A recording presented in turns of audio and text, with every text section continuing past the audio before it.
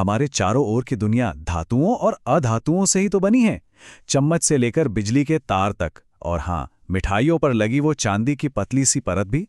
पर कभी सोचा है कि इन चीजों में ऐसा क्या खास है जो इन्हें इतना काम का बनाता है? चलिए, आज इन्हीं रोजमर्रा की चीजों के पीछे छिपे विज्ञान को समझने के एक मजेदार सफर पर निकलते हैं। तो हमारी ये कहानी शुरू होती है एक लोहार की भट्टी से, जहां गर्म लोहा और हथौड़े की टन टन की आवाज के बीच एक बहुत बड़ा सवाल जन्म लेता है। ये है सुदीन, एक लोहार। जरा देखिए वो कैसे लोहे के एक टुकड़े को भट्टी में तब तक गर्म करते हैं जब तक कि वो अंगारे की तरह लाल ना हो जाए, और फिर उसे बाहर निकालकर जोर जोर से हथौड़े से पीटना शुरू कर देते हैं। और बस यही सब देखकर पास खड़ी आनंदी के मन में एक सवाल आता है, आप इसे पीट क्यों रहे हैं? क्या हर चीज को ऐसे ही पीटने पर चपटा किया जा सकता है? यही वो सवाल है जो हमारी आज की पूरी खोजबीन की वजह बनेगा। तो चलिए, आनंदी के इस सवाल का जवाब ढूंढने के लिए एक छोटा सा एक्सपेरिमेंट करते हैं। देखते हैं कि अलग अलग तरह की चीजें हथौड़े की चोट पड़ने पर कैसा बर्ताव करती हैं। तो हमारे एक्सपेरिमेंट के लिए ये रहीं कुछ चीजें। एक तरफ हैं हमारी धातुएं, जैसे लोहे की कील, तांबे का टुकड़ा और एल्यूमिनियम, और दूसरी तरफ हैं अधातुएं, जैसे कोयला, लकड़ी और सल्फर। अब देखते हैं कि हथौड़े की चोट का इन पर क्या असर होता है। एक्सपेरिमेंट शुरू करने से पहले की हालत देख लेते हैं। ये रही एक मजबूत लोहे की कील और ये रहा एक ठोस कोयले का टुकड़ा। दोनों ही देखने में तो काफी सख्त लग रहे हैं। और ये रहे नतीजे। अरे वाह, देखिए, लोहे की कील टूटी नहीं बल्कि फैलकर चपटी हो गई, एक शीट की तरह। लेकिन कोयले का क्या हुआ? वो तो बेचारा बिखर कर चूर चूर हो गया। ये एक बहुत ही बड़ा और जरूरी फर्क है।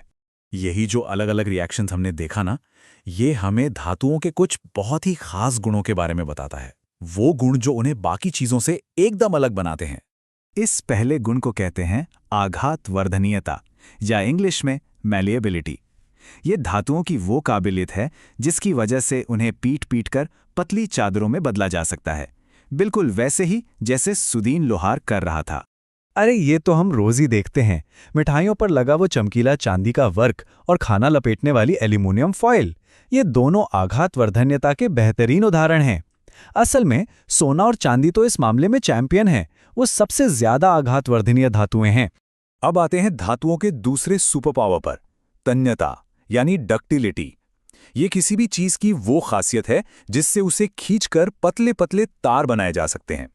जरा सोचिए, इसके बिना हमारी दुनिया कैसी होती?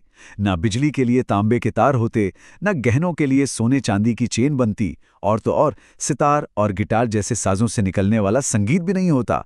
ये सब मुमकिन है सिर्फ और सिर्फ तन्यता की वजह से।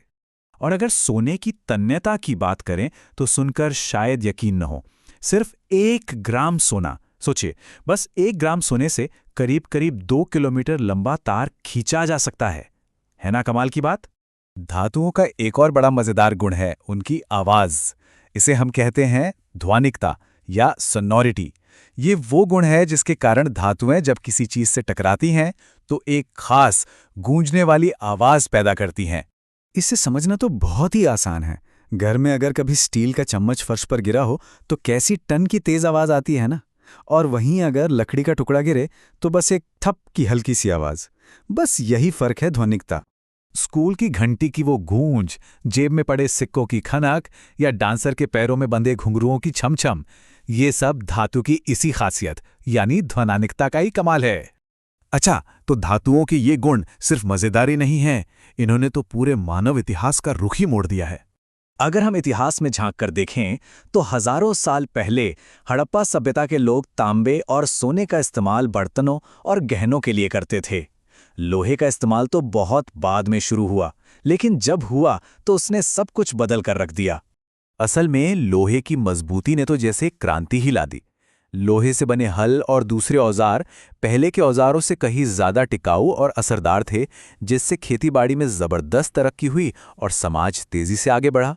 चलिए, अब इतिहास से निकलकर आज की आधुनिक दुनिया में आते हैं और देखते हैं कि ये गुण आज हमारे किस काम आ रहे हैं।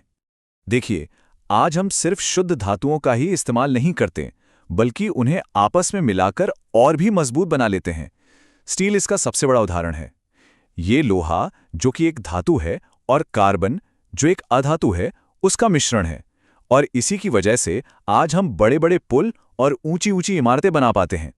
तो अगली बार जब आप खाने को एल्यूमिनियम फॉइल में लपेटें या किसी बड़े से स्टील के पुल को पार करें, तो एक पल के लिए जरूर सोचिएगा, ये सभी चीजें धातुओं के उन्हीं बुनियादी गुणों, आघातवर्धनीयता, तन्यता और मजबूती के कारण ही मुमकिन हो पाई हैं।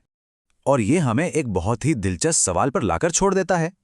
अगर हम धातुओं को मिलाकर उन्हें इतना बेहतर और मजबूत बना सकते हैं, तो जरा सोचिए, हमारे चारों तरफ बिखरी पड़ी इन अनगिनत चीजों में और ना जाने कितने ऐसे ही छिपे हुए गुण होंगे जो बस खोजे जाने का इंतजार कर रहे हैं।